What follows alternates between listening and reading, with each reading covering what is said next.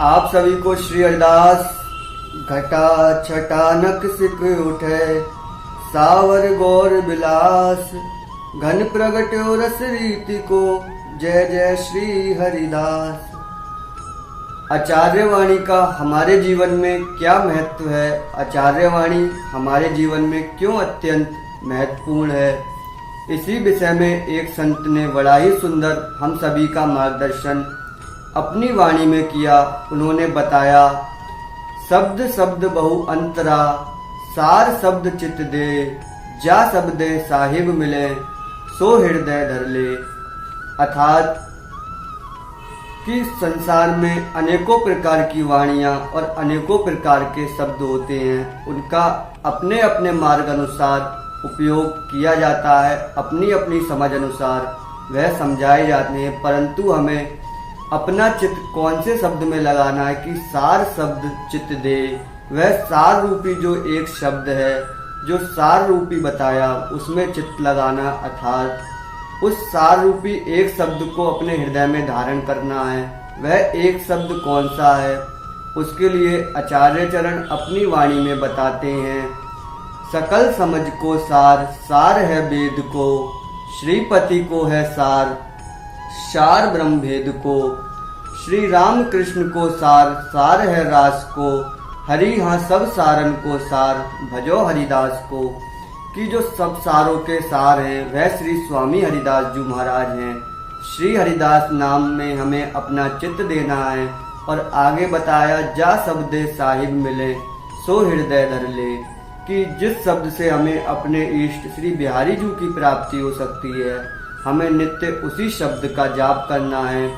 ऐसा हमारे जीवन में वाणियां मार्गदर्शन करती हैं। आचार्य वाणी का हमारे जीवन में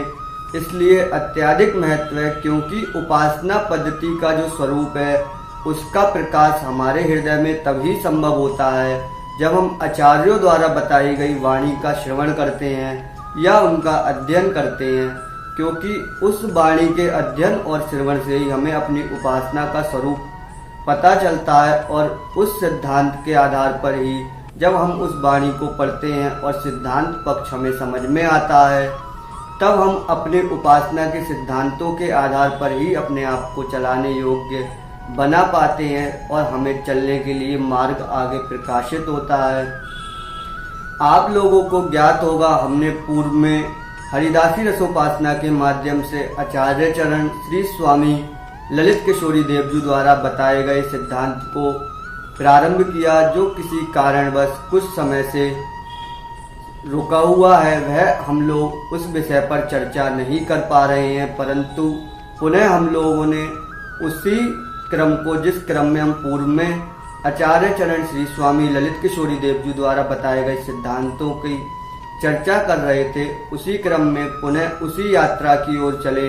और आगे हम लोग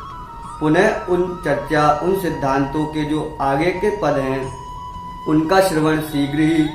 हरिदासी रसोपासना के माध्यम से करने वाले हैं। आप लोगों से निवेदन है, यदि आप लोगों ने पूर्व के सिद्धांत के जो पद वर्णित हुए हैं, यदि उनका श्रवण किया है तो अत्यंत आप लोगों के लिए वह लाभदायक है, परंतु यदि आपने नहीं किया हो और आप हमारे हरिदासी रसोपासना से अभी शीघ्र में ही जुड़े हों, तो आप एक बार पुनः उन्हें क्रम से अवश्य श्रवण करें, क्योंकि आगे की यात्रा जो है सिद्धांत के पदों की, वह तभी आपको समझ में आएगी जब आप पूर्व के सभी पदों का श्रवण कर लोगे, क्योंकि आगे तभी वह पक्ष समझ में आएगा। और पूर्ण रूप से हमें अपने सिद्धांत को समझने के लिए उसे क्रम से ही चलना और समझना पड़ेगा। डिस्क्रिप्शन में आपको पूर्व के जो भी चर्चा हुई है, जो भी आचार्यवाणी के पदों पर भाव निवेदन किए गए हैं, उनका लिंक आपको डिस्क्रिप्शन के माध्यम से मिल जाएगा। आप डिस्क्रिप्शन खोलकर वहां से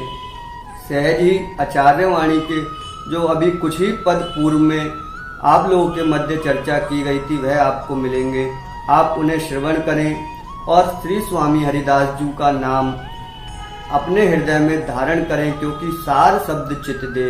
हमें सार रूपी जो श्री स्वामी जी महाराज का नाम है उसमें दृढ़ अनन्य होना है, और अनन्य होने के लिए आचार्यवाणी ही अत्यंत महत्वपूर्ण है, क्योंकि सिद्धांत पक्ष को हम जितना अधिक श्रवण करेंगे श्री स्वामी जी महाराज के श्री चरणों में हमारा भाव उतना ही दृढ़ होगा। और जिन लोगों ने वह पद, यदि आप लोगों ने वह चर्चा पूर्व में श्रवण की हो तो उसे एक बार पुनः श्रवण करें, ताकि हमारी स्मृति पुनः उस पक्ष की ओर, उस यात्रा की ओर आगे बढ़ सके।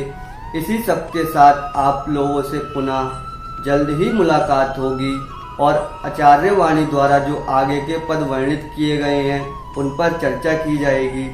तब तक आप लोग श्री स्वामी हरिदास जी के श्री चरणों में अनन्य भाव रखते हुए